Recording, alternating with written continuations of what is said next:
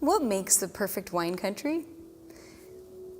Well, you probably have to have great wines, delicious food, incredible history, and while we're at it, let's throw in awesome beaches, palm trees, and it'd be nice if it was affordable, right? It seems impossible that a place like this would exist, but it does, and it's called Sicily. I'd like to introduce you to the 6 major wines that you should know from Sicily, aka Sicilia. Now, these grapes are native to the island and they grow almost nowhere else. Nero Diavola. Now, this grape variety has been likened to Cabernet. It first became famous in Sicily around the 1990s and has since really spread throughout the island. You can find it in the Marsala area, but also in the southeast, where it is the primary blending grape in the only DOCG on the island. That's called Cerasuelo di Vittoria. Taking a look at this wine. Wow, we've got color in the glass. I can sort of see through it. I would say this looks to be a medium ruby color. Giving it a whiff, I get both red and black fruits. So raspberries, black cherries, black plum, a little mineral note of almost hot dried stones, a touch of floral hibiscus, almost perfumed, and this subtle green note, very subtle, almost like fresh dill. Let's give it a taste. On the palate, wow, this wine has a lot of lift in it. The body is medium, maybe leaning slightly towards medium plus, but it has this juicy, rich palate, almost like macerated sweet cherries that leads into this long, brooding yet tart finish. I get cherry notes even on the finish and a little bit of floral. What a wonderful wine. It has that sweetness of fruit, but enough acidity so it doesn't taste super heavy on your palate. It's very scrumptious. Catarratto. Now, this is a white grape variety and as actually the most prolific on the island, where it is predominantly used in Marsala production. That being said, we have an example of a dry wine right here.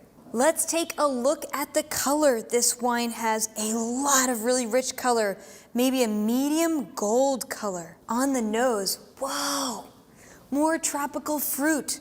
We've got papaya, guava, almost like unripe banana, a chalkiness like wet limestone, and this floral character, but sweets like vanilla bean. Ooh, on the palate, this wine is really surprisingly good acidity. It has these lemon flavors, and then it leads into this almost smoky, sweet sassafras thing in the mid-palate. The mid-palate's quite big, and then I get this tingly, sort of dry, lean finish. Very complex wine. There's a lot going inside the glass. Surprise for a grape that's typically used in Marsala. Norello Mascalese. Now, this might just be the latest it girl in Sicily's wine selection. This grape variety has been likened to Pinot Noir and Nebbiolo because of its really delicious red fruit flavors and structured age-worthy tannin. Now, you'll find it only in a few places and mostly on Mount Etna, where it grows in these black, intense volcanic soils. This looks to be a pale ruby to garnet color again, very brickish in the color. Let's give it a sniff. Wow, rich aromas of cherry sauce, rose, a little bit of baker's chocolate, red licorice, and a minerality almost like hot stones. Let's give it a taste.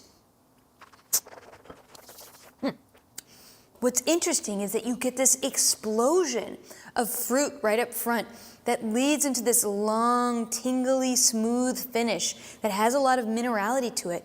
And on the aftertaste, I almost get flavors of roses and cherries, like sweet cherries on the finish. Carcante.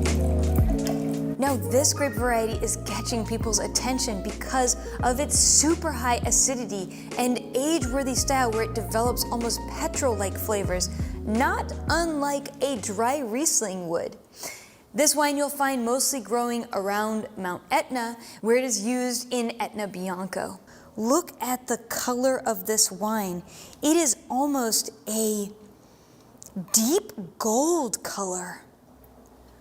Let's give it a sniff. On the nose, lemon, lime peel, almost a little bit of nectarine, this salty saline-like note, allspice, and a touch of candied ginger, and I get this little whiff of kerosene. Now this wine right here is approximately 4 years old from the date that we're tasting it. Let's give it a taste. Oh my goodness, on the palate, I get lime, citrus notes, and almost this dusty, chalky character. Whoa. This wine, for lovers of Riesling, especially fine aged Riesling, Carricante is not something you can live long without. Frappato. Now this grape is loved for its super light body and really candied fruit flavors. And fun fact for you, it is extremely rare. There's only about 2,000 acres planted in the world, and mostly on the island.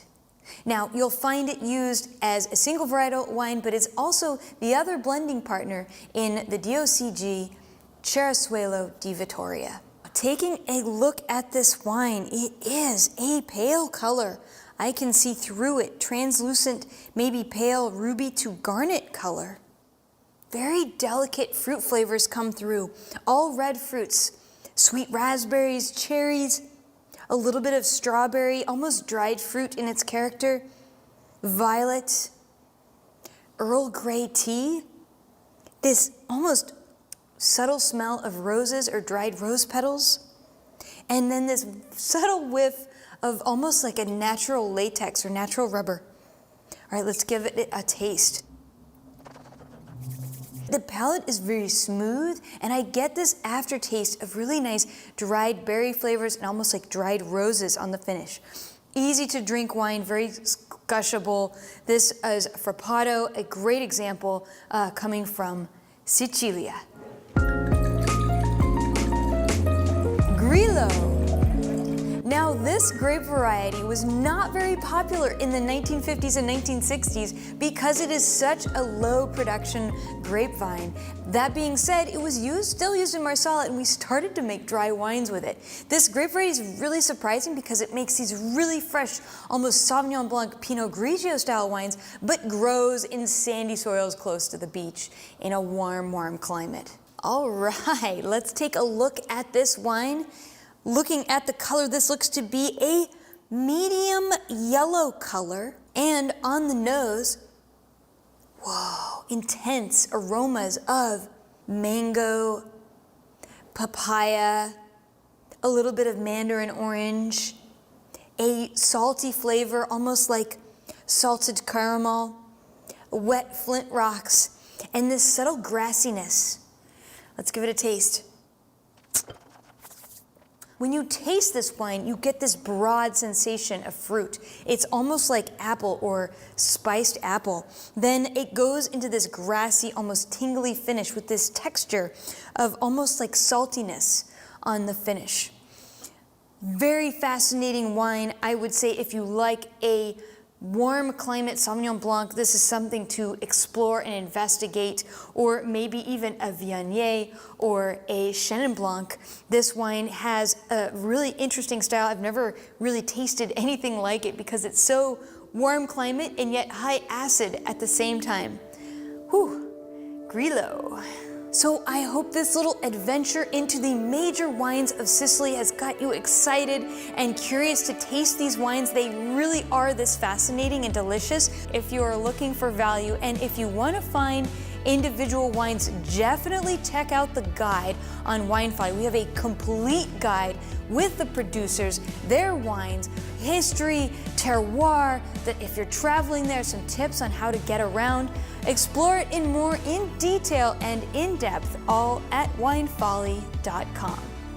And until next time, happy drinking and peace out.